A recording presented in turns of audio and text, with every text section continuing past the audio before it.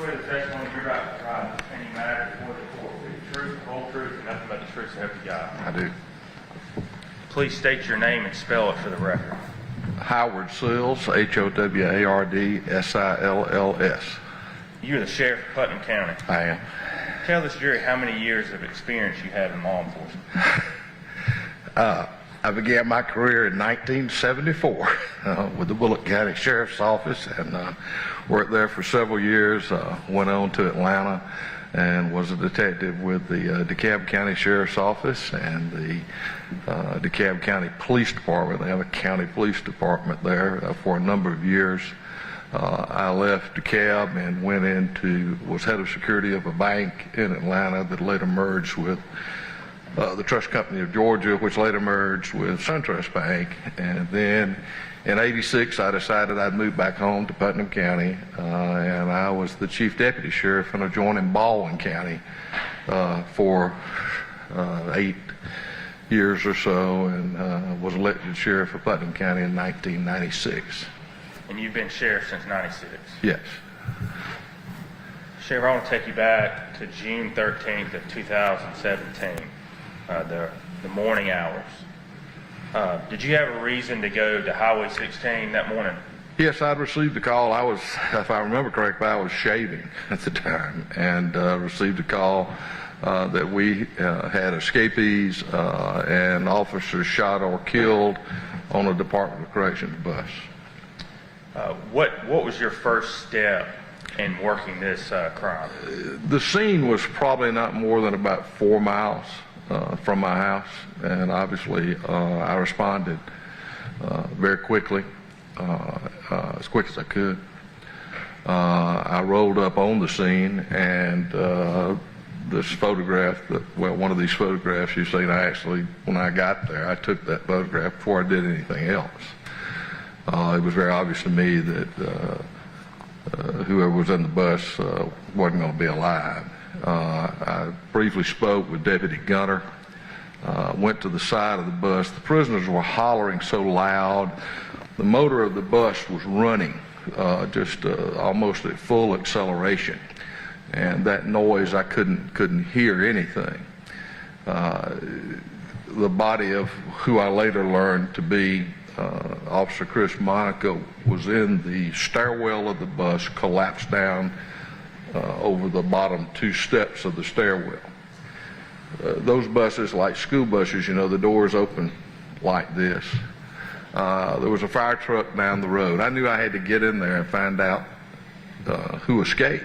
I mean, that was the crucial thing at the moment, who had escaped, what had happened. I mean, I knew there had been an escape. I knew officers had been shot. And I called for a fireman to come up with what's called a Halligan tool, which is really just a big crowbar, pick crowbar. We popped that door open. I grabbed Officer Monica's body by the shoulders. Deputy Gunter helped me, and we pulled, he's a big man, man, and we pulled him out as best we could onto the shoulder of the road. I entered the bus. I switched off the bus. Officer Blue's foot was still on the accelerator at that time, and I switched off the bus and then asked the prisoners, what had happened. Was the gate to the bus open? Well, there's a door. Yes, a gate. There's a door. The windows on the interior of one of these buses. And then there's a panel there from behind the driver's compartment.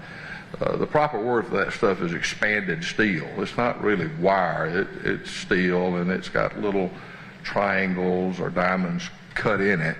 And there's a door there that had a padlock.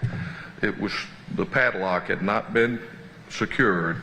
It was still hanging on the frame side of the doorway that led into the compartment. Did you see any weapons on the bus when you... I did. The first thing I noticed was a shotgun. I think it was a Remington riot gun. The driver sits like this. There's a cabinet behind the driver. Then there's a place here, a seat here, where the other officers sitting like this, facing the driver, but actually facing that cabinet. And to his right was a vertical gun rack, a a commercial gun rack that holds your shotgun up vertical. It actually is secured with a key. So the shotgun was secured with a key? It was absolutely secured because obviously I checked that. You couldn't get the shotgun out without... Well, once it was secured, I wasn't worried about anybody else getting it, actually. That's what my main concern was. So what did you... I immediately inquired from the prisoners who had escaped. We couldn't make that determination. I couldn't make that determination. They did provide a description of a vehicle. Some said a gray little sedan, some said a green, some said a Honda, but it was clear to me it was a gray or a green car of some sort, and that it had come up from behind. Nobody told me at that time that there had been a carjacking. I wasn't sure at that point in time that the car might have been part of the escape, and we knew nothing about Mr. Beasley or his. 911. Yes, ma'am. Yes.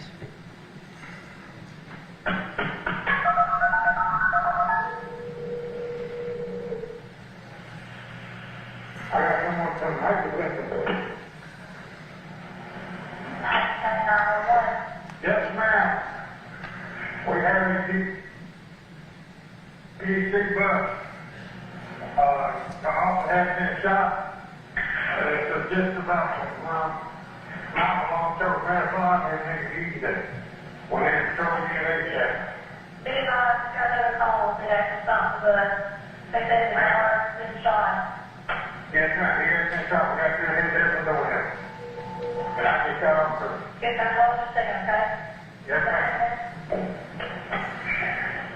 They got one there to do it, man. They got one. They got one with God and it's just not dead at the wrong box. We got to set it off on the way. Okay, just a second, okay? Ma'am? We'll be about 216 East. The area of Marshall's Country Store, 16 East, area of Marshall's Country Store. Yeah. Yes, ma'am. Prison guard that's been shot on the prison bus. Yeah, we got John shot and his sister shot. Are they responding at all? Ma'am? Are they responding at all? Yeah, there's blood all in the room, ma'am. Are they responding at all to you guys? Are they shot in the room? Yes, ma'am. Are they alive? Yes, they is. Yes, ma'am. Ma'am, you did your sleep up. Oh, wait, that's it, okay. Okay, so what's your name? Name is Bruce Allen, Officer Bruce Allen. I want to do you see it, it's got all work. Where is that phone showing up? I don't think I want to drive prison bus, I'll put it that way. Okay,